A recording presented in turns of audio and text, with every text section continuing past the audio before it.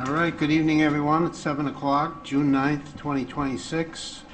Call to order the regularly scheduled Planning Commission meeting. Oh, the mics. Yes. We'll do a roll call starting on our left. Lyme Franco. Nick Benepace. Brian Bomback. Tim Leducer.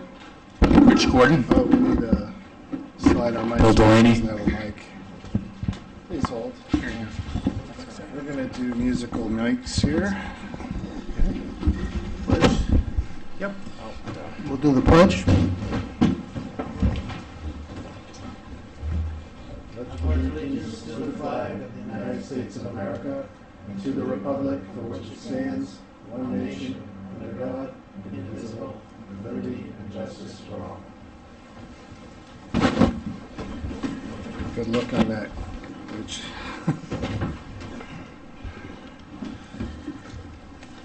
All right, do we have any additions to the agenda tonight? I have one. All righty. All right, call for public delegations. Public delegations is the time when members of the public are invited to speak to the commission about certain matters. Items, referrals, or applications subject to a decision by the commission, a public hearing, or in litigation may not be discussed. During delegations, the members of the commission will not directly answer questions or make comment. Do we have anybody who would like to speak? Seeing no one. Reports, communications. No, I think. Does anybody have anything? Okay. I just want to bring to your attention that we just posted an agenda for Monday, a workshop meeting. The Council of Governors will be attending, providing an overview of the PA 25-1 and required to go into the housing growth plan. So that'll be Monday night at 7 p.m. here. It'll be a joint workshop between the zoning and planning commission. Thank you. Zoning liaison. Did anybody have a chance to go? I was supposed to go on the 21st, but I was out of the country, so I missed my calling. Then there was a meeting on the 1st. Did anybody have a chance? I was looking for minutes online, but I didn't see anything for the 21st published, so okay. We'll get them next month. Ex officio. I'm sorry. Didn't Sure. they cancel? They canceled one of their meetings last did month. they? Yeah, so I think there Okay. was no minutes to be had. Okay. Oh, that's good then. Ex officio, Tony, do you have anything for us? Okay. Planning director, Gary? At this time, I don't have anything further to report. Okay. And for subcommittees, the housing growth subcommittee, we're standing up that committee. We have a few people. People from this commission, Nancy Clough from zoning. Mr. Peck is also interested in serving in capacity. Campbell Way, we also want some individual from water and sewer. I will need to follow up with Dan and see if there's anyone from the board of selectmen who'd like to join us. Okay. We're getting there, making some progress. All right. Next item is for chairman reports. I don't have anything tonight.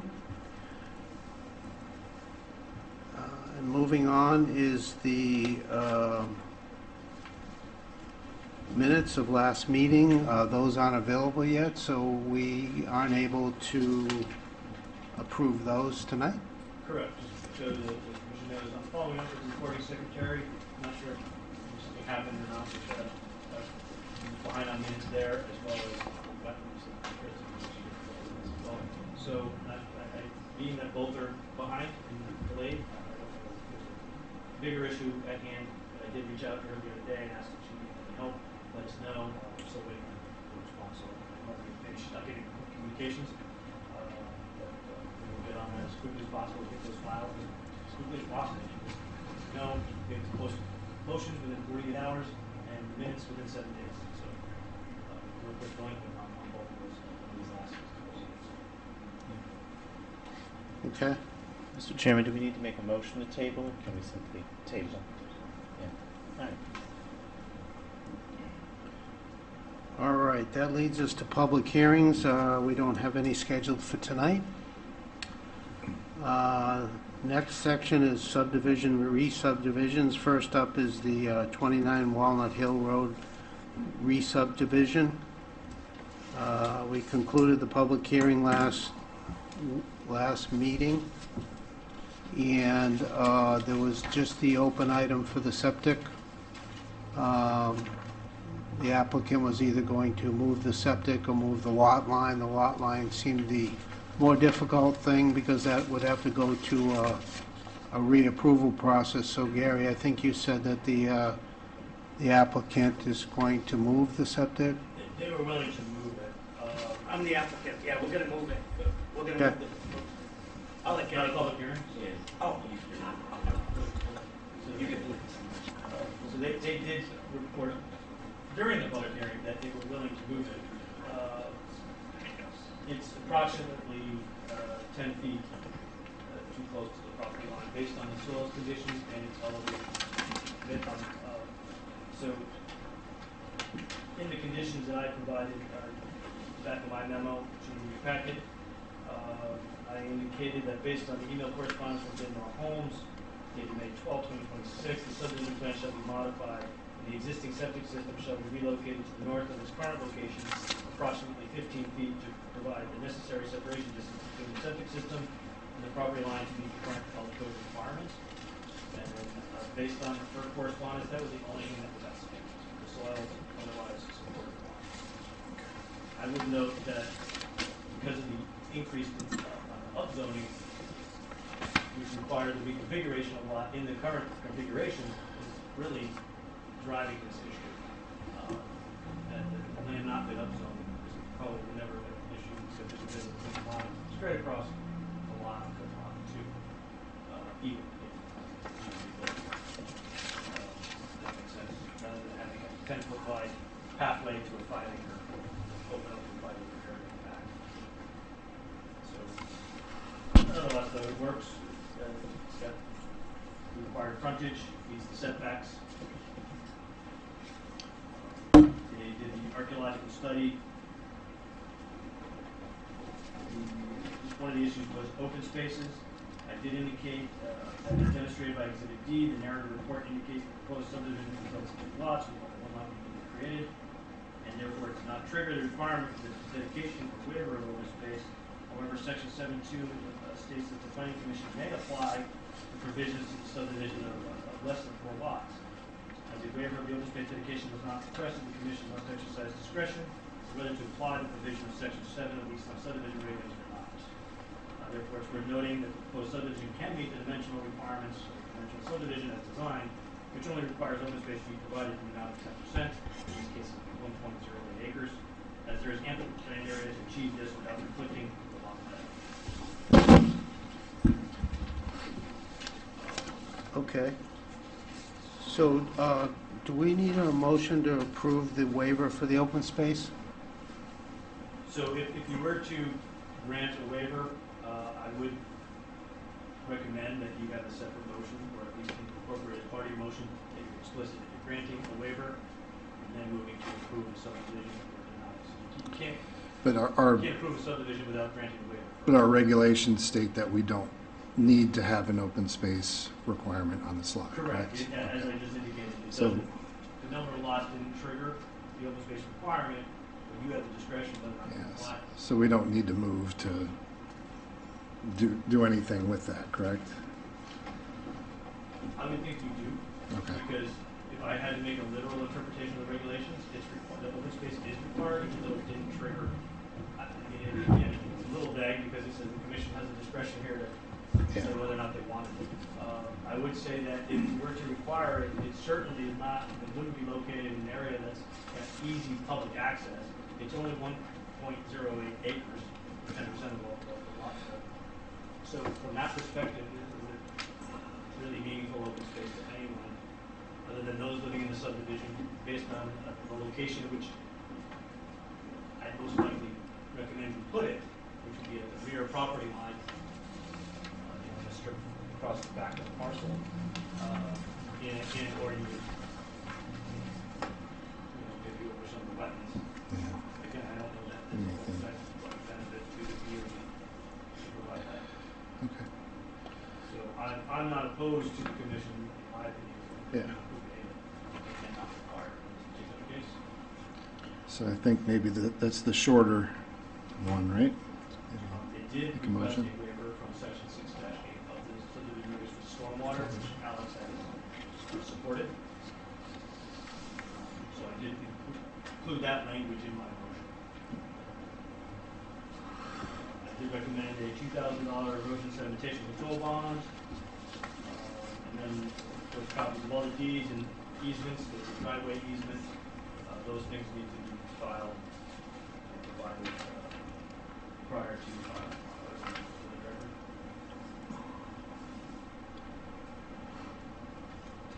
I also asked that a note be placed on the plan indicating any activities within the clearance fee regulated area be required in the wetlands permit. Nothing on this one I haven't checked, of course. There are some wetlands in proximity, so depending on where they actually situate the house, if it's located further back, could end up being within that 300 foot. Based on its current location. We're talking over 0.08 acres, right? So do we also need a waiver for the stormwater management plan? Motion for that as well? Yeah, I built that into this language here. Okay. Yeah, I see that So it's there. already to move to grant a waiver request for section 6-8 and to approve the application. So the open space is in there as well in this The open resolution. spaces, I put it in as a condition in number 3 that if they need to provide it. If you Okay. determine they don't, then just put reason number 3 as part of that. Mhm. Mhm. All right, so it seems like all the requirements are being met, with the exception of a couple waivers, which I believe we agree are acceptable. And there's the septic move that is required as part of this. Does anybody else have any more comments?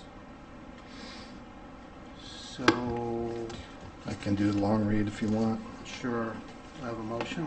Okay.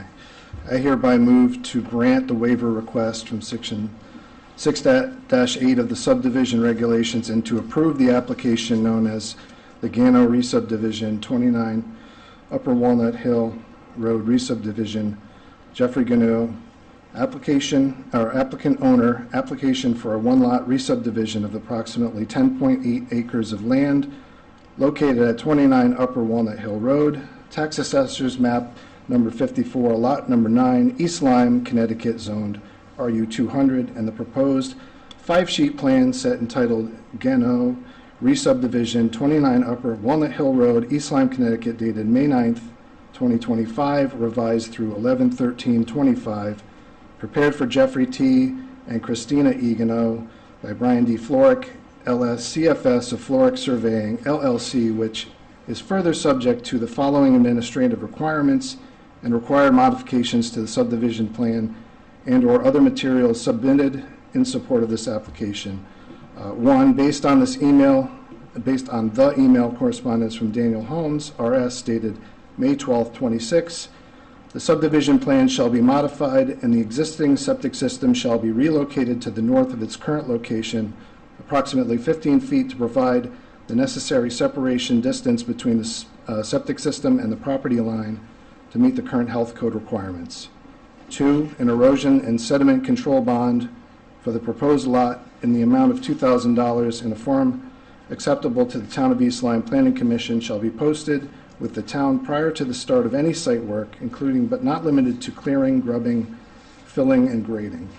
3, in applying to the provision of Section 7 of the subdivision regulations, open space in the amount of 10% or 1.08 acres shall be provided along the property line of the proposed new lot. Hold on a second. Shall be provided. So we're talking about open space here. And number 3. The open space Yes, is and then- required, Yep. is required in the amount of 10%. Okay. Unless So this is saying that they have to provide them. Okay, so if you want to waive it. 3, waiving the requirement. That has to be a separate motion, right? You said? Yeah. Okay, so we're going to skip 3. And 4, copies of all deeds and easements, including instruments proposed to be executed or delivered after approval of the application, shall be submitted as specified in Section 4-210 of the regulations and provided to the planning director for review and approval prior to the filing of the subdivision Mylars on the land record. 5, a note shall be placed on the plan indicating any activities within 300-foot regulated area, otherwise known as the upland review area, may require inland wetlands permits from the agency or its agent. Inland wetland/conservation tags supplied by the town of East Lyme shall be installed every 40 to 50 feet on center along the wetland boundary. 6, the developer of the lot shall apply for a right-of-way permit from the engineering department. 7, the applicable items above shall be accomplished prior to the filing of the subdivision on the land records or other documentation of planning approval, and no further site work shall commence until all applicable conditions are satisfied. This approval is specific to the subdivision plan submitted as the application known as the Gano Re-Subdivision 29 Upper Walnut Hill Road, Re-Subdivision, Jeffrey Gano, applicant, owner, application for a one-lot re-subdivision of approximately 10.8 acres of land located at 29 Upper Walnut Hill Road, Tax Assessor's Map number 54, Lot number 9, East Lyme, Connecticut, zoned RU 200, and the proposed 5-sheet plan set entitled Gano Re-Subdivision 29 Upper Walnut Hill Road, East Lyme, Connecticut, dated May 9th, 2025, revised through 11/13/25, prepared for Jeffrey T. and Christina E. Gano by Brian Floric, LS, CFS of Floric Surveying, LLC. Any changes in the subdivision plan shall require prior approval from the Commission and/or the Director of Planning. Any change in the development plan layout other than those identified herein shall constitute a new application. Should we have acted on the waiver before we, sorry, I don't have to read everything. Should we act on the waiver before the, Well, if you get a second on that, maybe we just have some discussion. okay. Second? Second. Discussion. Okay, all right, thanks. Should we have discussed the waiver request before approving the application, or? Yeah, so if you're going to grant that waiver regarding the open space, then I would say you need a motion to do that. We may grant the second. Do we need to vote on this motion too? You can table it until Well, after. you Yeah, okay. have a second, you're discussing, so All right. during your discussion, someone was to make a motion to grant the waiver from the open space requirement, then you can just go ahead and continue acting. Thank Okay. you. Do we have a motion to waive the open space requirement on Section 7? So moved. Second. Second? All right. We vote on that? Who seconded? Nick. We vote on that, Gary? Yeah, you do. All right. Okay. All in favor? Aye. That's 6-0. So now you have that motion, that other motion still on the floor. Yep. Yep. Seconded, any other discussion with that? And now we address the opiate-based waiver. Okay. Okay. Just as noted in the memo, minus the number 3, which will remove. Okay, so do we, all in favor of approving the application? Take a vote? Right. Aye. Aye. That's 6-0. Application's approved. Congratulations. Sorry for the delay, but we got there. All right. All right, excellent, nice job, Mr. Leducer, reading that. My voice was running on It towards was the end a long of that. one. I needed a sip of water bad. You took the All tougher right, one. so next up, we have 46 Brainerd Road, re-subdivision. John Paul Abarca, applicant Nellie Abarca, owner. Gary, you had prepared a write-up on this. Yeah, you also have a similar memo, a little different. This application was received on the March 10th meeting.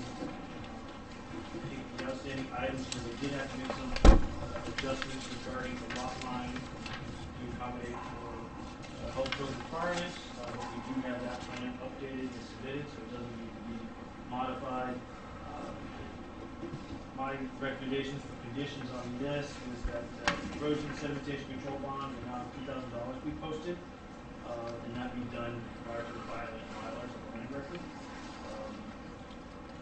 think otherwise complies, in my opinion, with the regulations. They did request a waiver from inviting from open space as well as section 6-8 of the stormwater regulations. They also submitted the coastal area management site plan review form, that's exhibit F, that indicated that the project would not directly disturb not only the on-site wooded wetlands, but would further indicate there would be no potential adverse impacts on coastal water and uses.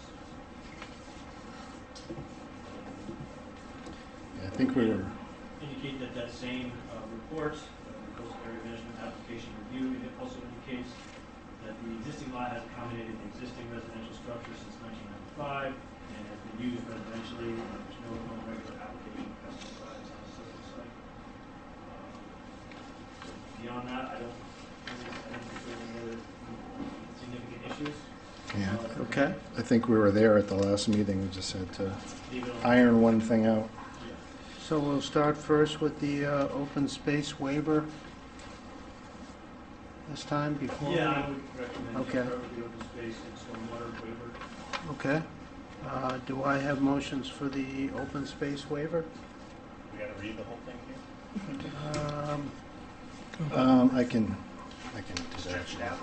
out. Well, do we want to just read this section 6-7, Gary? There's a misspelling of the word space, Okay. but in the motion here, I indicated to you to grant the stormwater waiver request and the open space. Open space.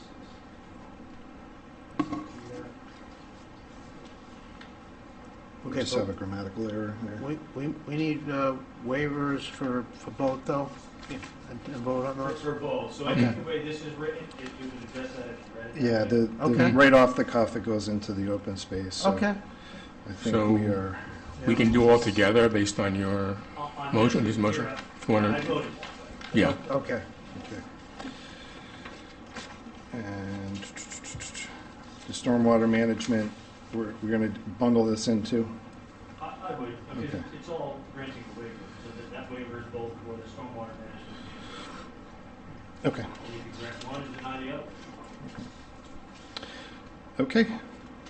I hereby move to grant the stormwater waiver request from section 6-8 and the open space waiver request from section 7, and further move to approve the application known as the application of John Paul Abarca, applicant Nellie Abarca owner, application for a 2-lot re-subdivision of approximately 4.43 acres of land zoned RU40 on a property located at 46 Brainerd Road, East Lyme's Assessor's Map number 7.4, Lot number 20, Niantic, Connecticut, which is further subject to the following administrative requirements as required: modifications to the site plan and/or other materials submitted in support of this application. 1, an erosion and sediment control bond in the amount of $2,000 shall be posted with the town in a form acceptable to the Town of East Lyme Planning Commission prior to the issuance of any zoning or building permit and the start of any site work, including but not limited to exploratory test pits, clearing, grubbing, filling, and grading.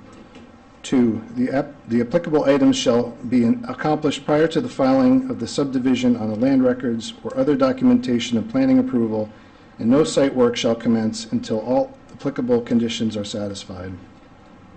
This approval is specific to the subdivision plans submitted as the application known as the application of John Paul Abarca, applicant Nellie Abarca, owner, application for a 2-lot re-subdivision of approximately 4.43 acres of land zoned RU40 on property located at 46 Brainerd Road, map 7.4, lot 20, Niantic, Connecticut, and proposed subdivision plans, which is a 3-sheet drawing set, and subdivision plan entitled Re-subdivision map, property of Nellie G. Abarca, 46 Brainerd Road, Niantic, Connecticut, Assessor's Map 7.4-20, Scale 1 to 30, dated January 2nd, 2026, revised through 4/17/2026 by Ryan E. Thompson, LS of Torchlight Engineering, LLC, 19 Pepperbush Drive, Clinton, Connecticut, 06413.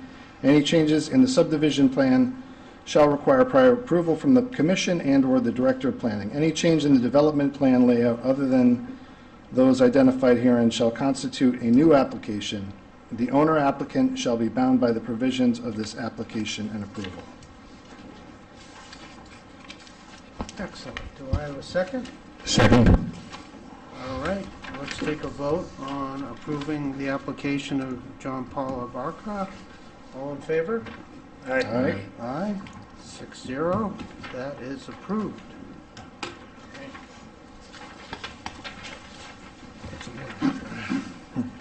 Okay, Wow. moving right along. So, item Charlie here is the application of Kristen Clark, PEPTOE applicant Duval Partners LLC, owner applicant for a 20 lot subdivision of approximately 12.6 acres on land zoned RU 80 on property located on the south side of Holmes Road between 20 and 38 Holmes Road, East Lyme, Connecticut. Assessors map number 57, lot 30. Data received of the applications 5/12, public hearing scheduled for 7/14/26. Attorney's here, Attorney Paul Gary's here tonight. Okay. Speak, but Just a few seconds. as you know, there is no public hearing until next month, so I'd like to entertain Mr. Gary. Go right ahead, but I'll advise you that the public hearing doesn't open until next month, so nobody can cross-examine or I wouldn't be able to answer any questions any anyway. questions. Okay. Hear what he has to say. Good evening, members of the commission. We just wanted to touch, I dropped off, the application is filed as a 20-lot subdivision. And, I just want to be clear, when the notice of the public hearing is published, it should still read a 20-lot subdivision for purposes of that, because that's how the application was filed. Any other way might create some legal problems for either the commission or the applicant. But at this point in time, so you understand, we're only going to go forward with 10 lots.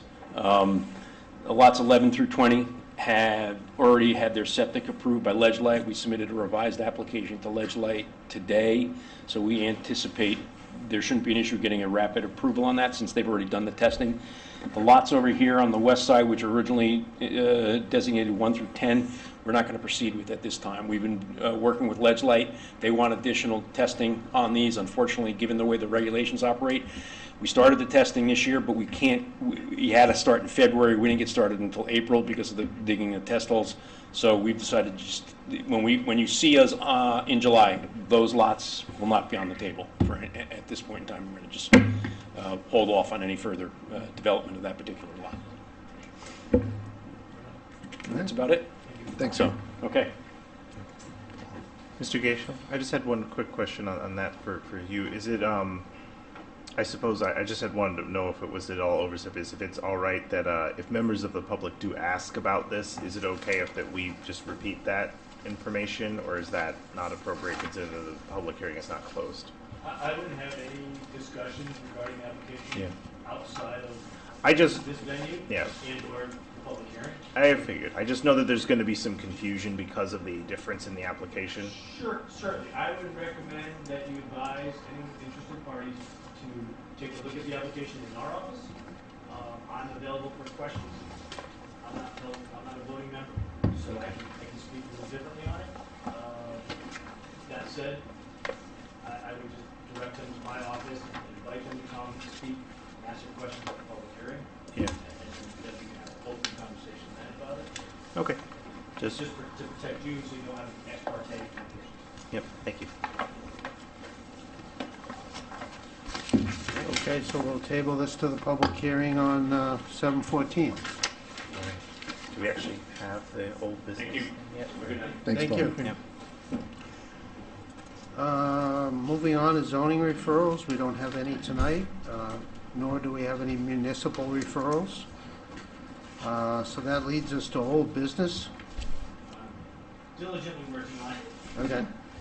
Some of the issues that have come up in the last month sidetracked me a little bit. I have started working with water and sewer. They wanted to see some changes. I think I didn't mention regarding water connections, and particularly as it related to the Side Point subdivision. Those 3 lots are on wells and septics. However, they were within our water shed, water service shed, if you will, and probably should have connected, but being that there's a parcel of land that comprises the driveway over 200 feet from the water main, they don't have to connect.